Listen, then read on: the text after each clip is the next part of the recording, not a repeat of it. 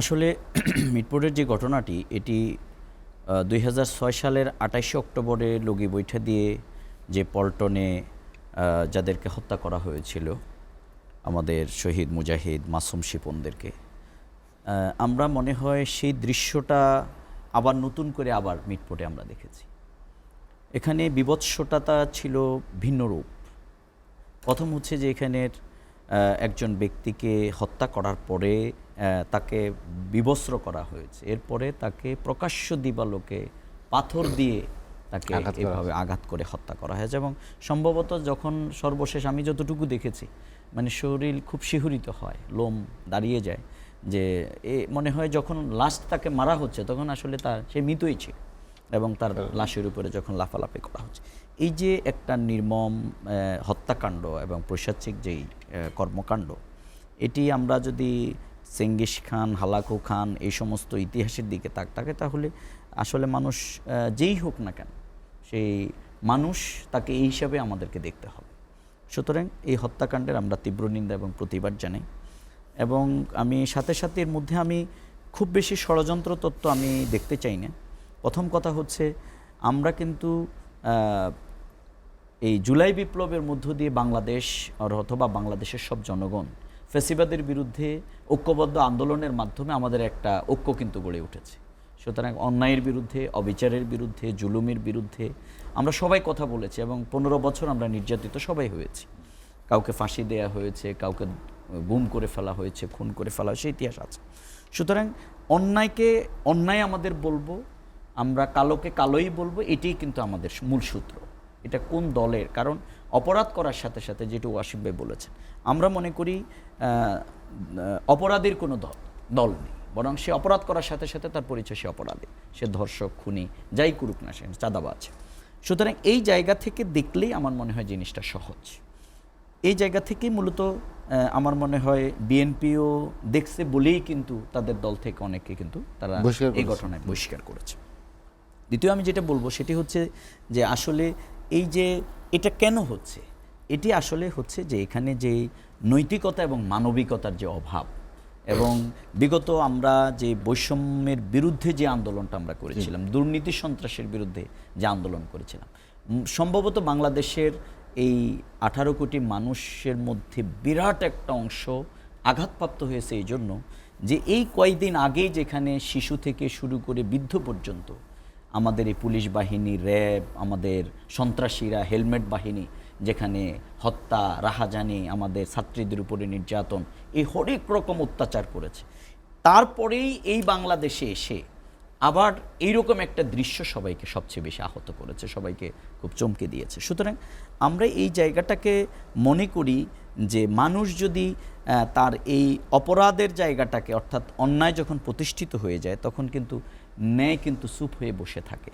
এটা কিন্তু কোনো বিবেকবান মানুষ করতে পারে না। সেজন্যই আজকের এই অন্যায়ের বিরুদ্ধে গোটা জাতি, দল, মত সবাই কিন্তু ঐক্যবদ্ধ হয়েছে এবং প্রতিবাদ করছে। আমরা হত্যাকে যদি একজনের হত্যাকাণ্ড দেখি, আসলে এটা হত্যা নয়। কোরআনে বলা হয়েছে একজন নিরপরাধ মানুষকে যদি আপনি হত্যা করেন তাহলে আপনি গোটা মানব জাতিকে হত্যা করার সামিল।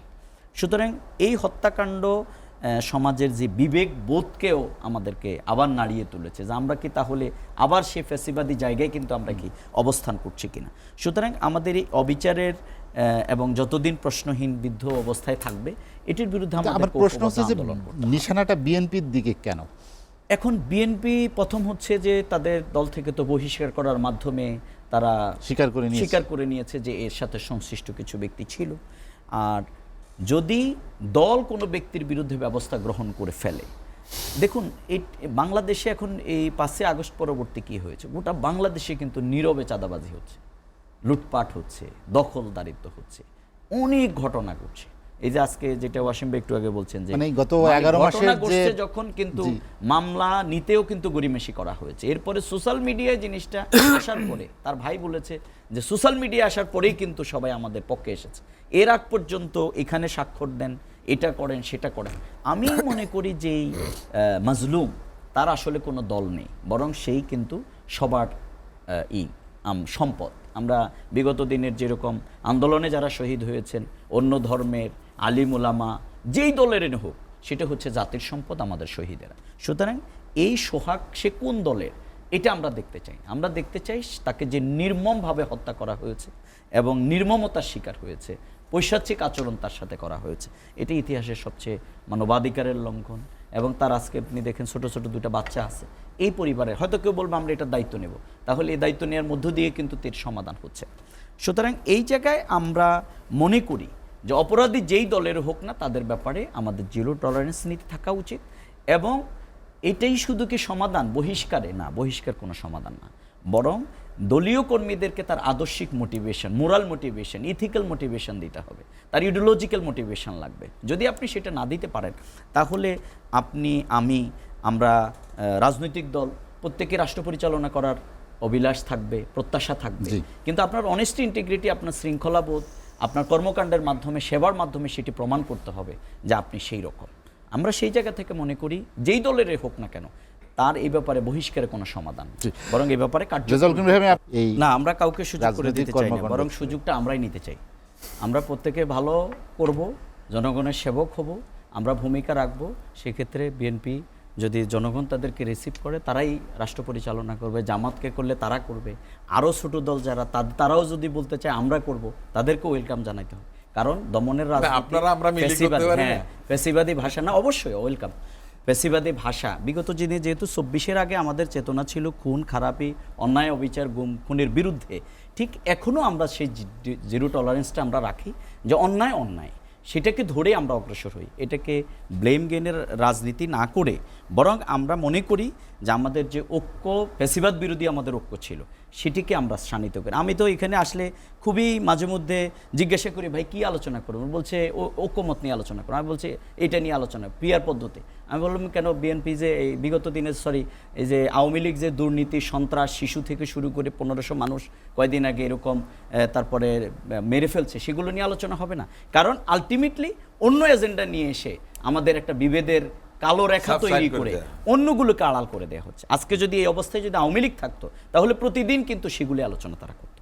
সুতরাং আমরা মনে করি ডিভাইডেড অ্যান্ড রোলের ভিত্তিতে ব্রিটিশরা যেরকম আমাদের এই পার্থক্য করে আমাদেরকে শাসন করেছিল, সেই তত্ত্বটা যেন বাংলাদেশে আর আবিষ্কার না হয়, বরং দমনের রাজনীতি, চোখরাঙ্গানের রাজনীতি, আমি বড়, এগুলো না বলে বরং আমরা প্রত্যেককেই আমাদের রেসপেক্ট টু ইচ আদার আমরা হই। এবং আমাদের যে মোটা দাগের যে দাবিগুলো, সেটি হচ্ছে যে এখানে আসলে সংস্কার লাগবেই, নচেত আবার সেই যারা রাতের পর দিনের পর রাতে করেছে তারা কিন্তু ক্ষমতায় আছে, খাতার ফ্যাসিবাদী। সুতরাং জুলাই সনদ খুবই জরুরি, এটি হওয়া দরকার। লেভেল প্লেইং ফিল্ড কিন্তু এখনও তৈরি হয় নাই। আমরা স্থানীয় নির্বাচন চেয়েছি, পিয়ার পদ্ধতিতে আমাদের নির্বাচন। এটিকে যদি কেউ নেগলেক্ট করে, কেয়ারটেকারকেও নেগলেক্ট করা হয়েছিল, কিন্তু এটা খুব জনপ্রিয় ফর্মুলা। সুতরাং আমরা মনে করি কেউ তার অপিনিয়ন দিলে, অন্যায়ের বিরুদ্ধে কথা বললে সেটাকে আমরা ওইভাবে রিসিভ করার যে মানসিকতাটা, সেটা নিয়ে যদি আমরা অগ্রসর হই, জনগণ মনে হয় এটাকে পজিটিভলি দেখতে পারবে। এবং জাতীয় নির্বাচনের মাধ্যমেই মূলত আমাদের গণতান্ত্রিক যে উত্তরণ দীর্ঘদিনের লড়াই, সেই জায়গায় আমাদেরকে যেতে হবে। আমরা আমাদের বিভেদের রাজনীতির মাধ্যমে ফ্যাসিবাদ বিরোধী যে কর্মকাণ্ডে আমরা সবাই ঐক্যবদ্ধ ছিলাম, আমরা সেই রকম একটা সবার বাংলাদেশ, নতুন বাংলাদেশে দেখতে চাই।